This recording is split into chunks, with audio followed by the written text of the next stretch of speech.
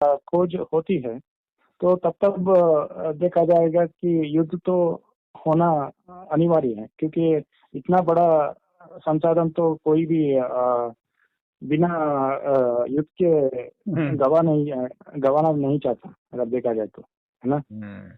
वो तो जिस देश में निकला है, जिस देश में निकला है उसी देश का होगा। और कहीं बॉर्डर पर निकल गया तो भाई कई तरह की बातें हैं, विवाद की बात हो जाएगी, फिर कोई लड़ाई करे। लड़ाई तो दुनिया में हो ही रही है, होती ही रहेगी। लड़ाई भी कब रुकती है कि रुकेगी। हाँ, मैं वही कह रहा हूँ, इसलिए तो सेना तो अनिवार्य है, अगर देखा जाए तो।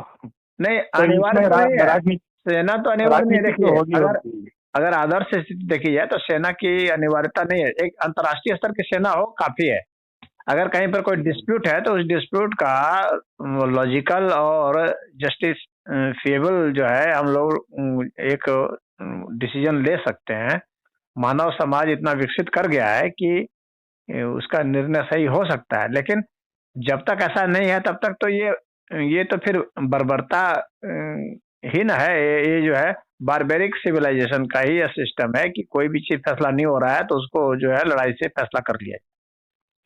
वो तो अनिवार्य है ही। मैं इस दूसरे पहलू में जाना चाहता हूँ। आपने कहा कि बुरा भला कुछ नहीं होता, तो इसके धार्मिक में एक पहलू समझाना चाहता हूँ। ये गीता के में ही है, अगर देखा जाए तो। यदा यदा धर्मस्य ग्लानिर्भवति भारत अभ्युत्थान अधर्मस्य, इस तरह से जब जब अन्याय होता है मैं अवतार लूंगा। तो कृष्ण ही कह रहा है कि धर्म संस्थापन के लिए वो बार बार अवतरित हो जरूर होंगे। तो बुरा भलाई अगर नहीं है तो कृष्ण का अवतार लेना जरूरी भी नहीं है ना, देखा जाए तो। बुरा भला नहीं उन्होंने कहा है, उन्होंने कहा है धर्म और अधर्म। हाँ, तो उनके अलग मायने। वो कृष्ण किसको धर्म मानते अधर्म मानते वो कालखंड के हिसाब से है, अगर देखा जाए तो। नहीं, बुरा भला तो है ना, ये बुरा भला तो मान्यता के हिसाब से भी हो सकता है, लेकिन धर्म और अधर्म मान्यता के हिसाब से नहीं है। धर्म और अधर्म जो है कि वो वास्तव में इस अस्तित्व में ही उसका वो कॉन्स्टिट्यूएंसी है। हाँ, कि जैसे जैसे पानी जो है उसका अपना धर्म है, रोशनी का अपना धर्म है, उष्मा का अपना धर्म है। तो वह धर्म जो है वो मान्यता के आधार पर नहीं है, बल्कि वो वास्तव में है, वो रियलिटी है वो। तो किसके लिए अवतार ले रहे हैं? तो अगर तो जो वास्तव में धर्म है, हम लोग का जो धर्म है, हाँ, जैसे मान लो दुख है, वेदना है, हाँ, उसी तरह से प्रेम है, करुणा है, अहिंसा है, ये सब जो है ये सब धर्म में ये सब आते हैं। हाँ, तो अब इसमें अधर्म क्या है? अधर्म तो जैसे कि दुख जो है वह अधर्म में आएगा। दुख देना किसी को वह अधर्म में आएगा। वह बुरा और भला के तहत नहीं आएगा।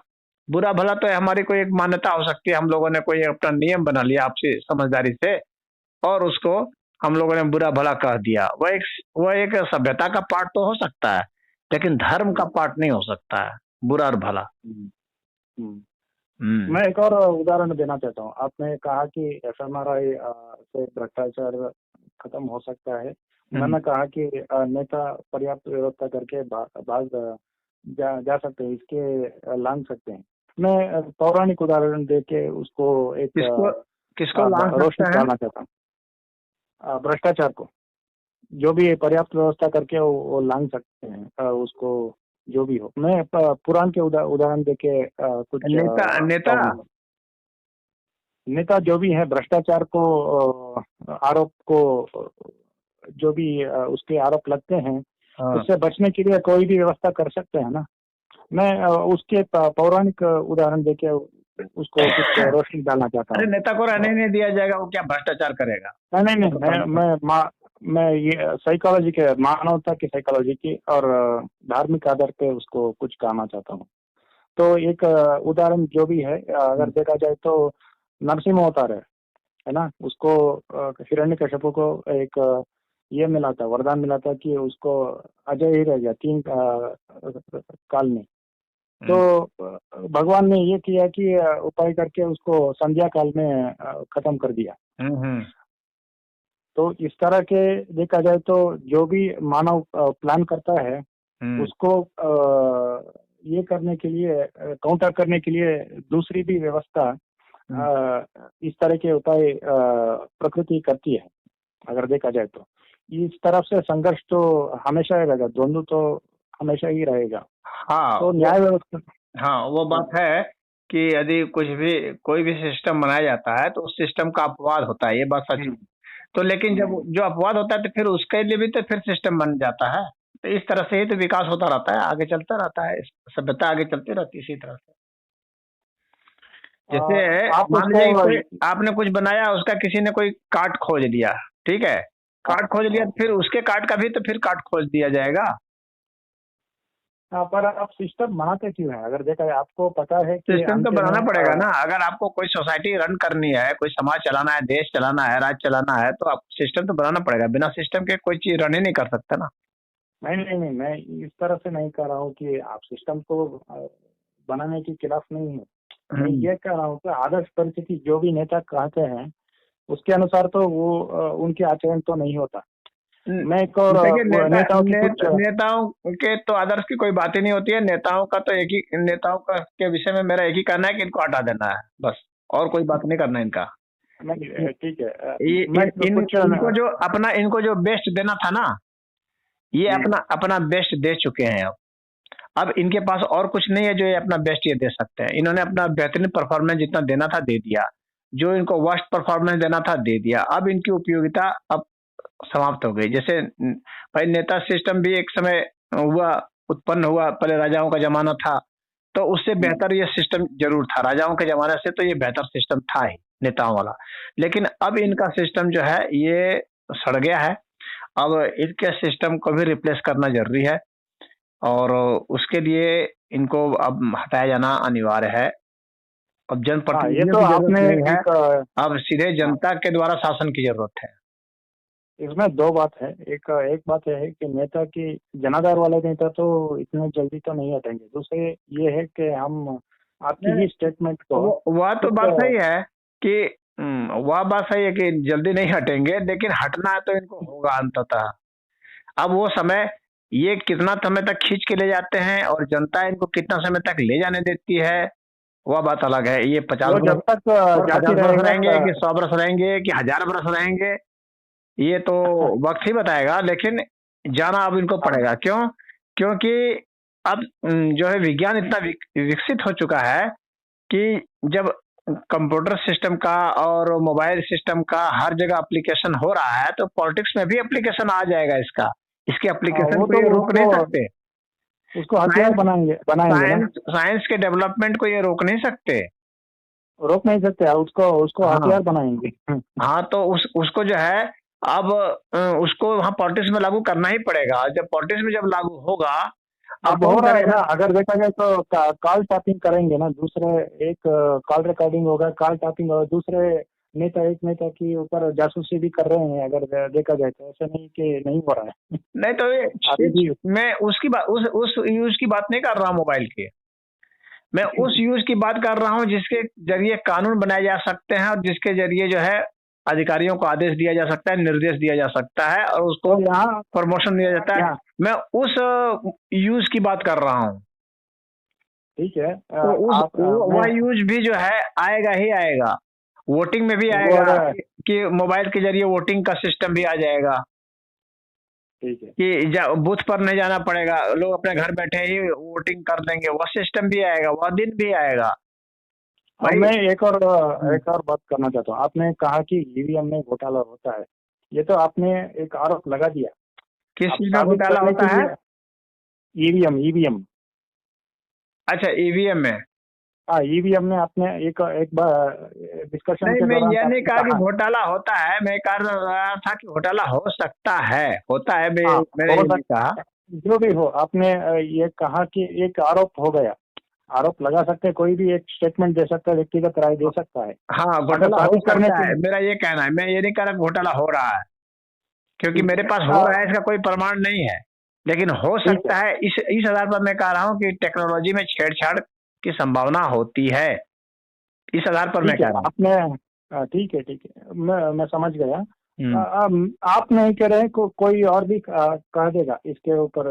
देखा जाए तो विपक्ष की पार्टी जो भी आजकल हार रही है हाँ इलेक्शन को, हाँ हाँ तो वो आरोप तो करती है। हाँ उसको साबित करने के लिए आपको टेक्निकल डिटेल्स तो हर नेता के पास नहीं है ना। वो तो सिर्फ आरोप मात्र ही रहेगा हाँ। तो अगर देखा जाए तो। आरोप का कोई मूल्य नहीं है ना, जब तक आप उसको एविडेंस के साथ सिद्ध नहीं कर दे तो। हाँ, इसी के आधार पर एक और आपके इनकी माध्यम के FMRI के ऊपर मैं कह सकता हूँ कि किसी भी एप्लीकेशन को आपने पकड़ लिया, उसको कॉम्प्रोमाइज कर लिया, ब्लैकमेल कर लिया, जो भी कर लिया, आपको पता नहीं चलेगा कि उसने जो भी मशीन के रीडिंग जो भी कहा, तो वो उसको टेक्नीशियन को ही समझ में आएगा अंततः।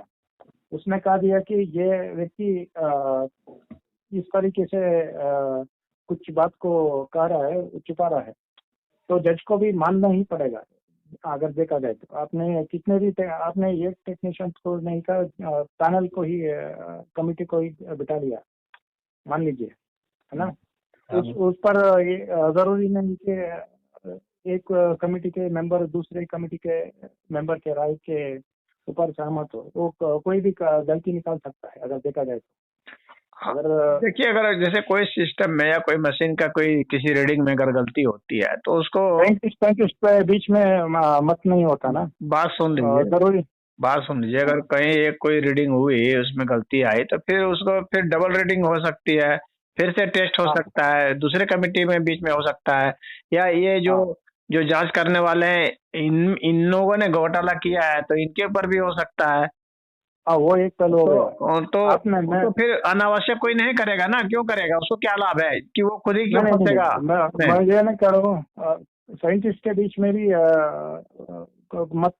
मतभेद नहीं मतभेद हो सकती है ना अगर देखा जाए तो। हाँ, तो जरूरी नहीं कि हर मतभेद एक तो हो साइंटिस्ट सकता है, मतभेद होने के लिए कोई मना नहीं है, लेकिन अंततः जो है वो मतभेद अंततः सॉर्ट आउट हो जाएगा ना, क्योंकि किस मशीन की तरीके से रीडिंग चेकिंग सब कुछ हो जाएगा तो वो मतभेद सॉर्ट आउट हो जाता है।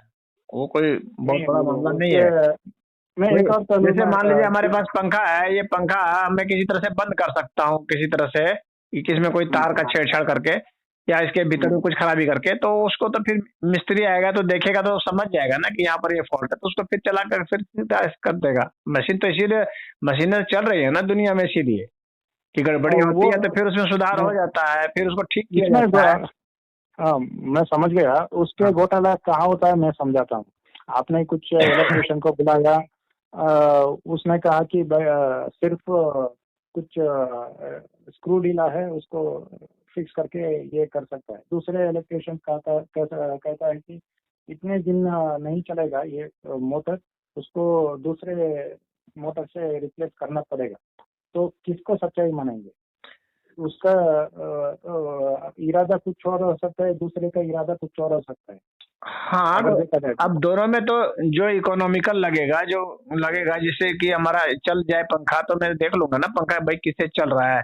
जो कह रहा है रिप्लेस कितने करना पड़ेगा, जो कह रहा है रिपेयर करना पड़ेगा, तो रिपेयर से चलता है तो रिपेयर कर लेंगे, रिप्लेस से चलेगा तो रिप्लेस कर लेंगे। पहले आदमी रिपेयर कराना चाहता है, फिर रिपेयर से नहीं होता है रिप्लेस कराता है, इसी तरह होता है। हाँ, वो तो आप किसको सच्चाई मानेंगे वो दोनों ही सच है अपनी अपनी जगह पर, दोनों सच है, दोनों में कोई गलती थोड़ी ना है। अब नहीं, एक एक एक एक जो है, इरादा एक पार्ट बदलने की बात कर रहा है और एक उसी पार्ट को ठीक कर देने की बात कर रहा है। दोनों के नॉलेज की फर्क है, नहीं एक नहीं, के पास बेहतर नॉलेज है।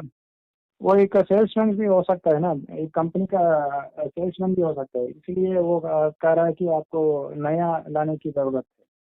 मैं हाँ, उस कंपनी में नहीं तो वो उसने सलाह दे दिया ना, सलाह तो किसी को भी देने का अधिकार है, सलाह देने में किसी का सलाह के लिए कोई थोड़ी दंड होता है।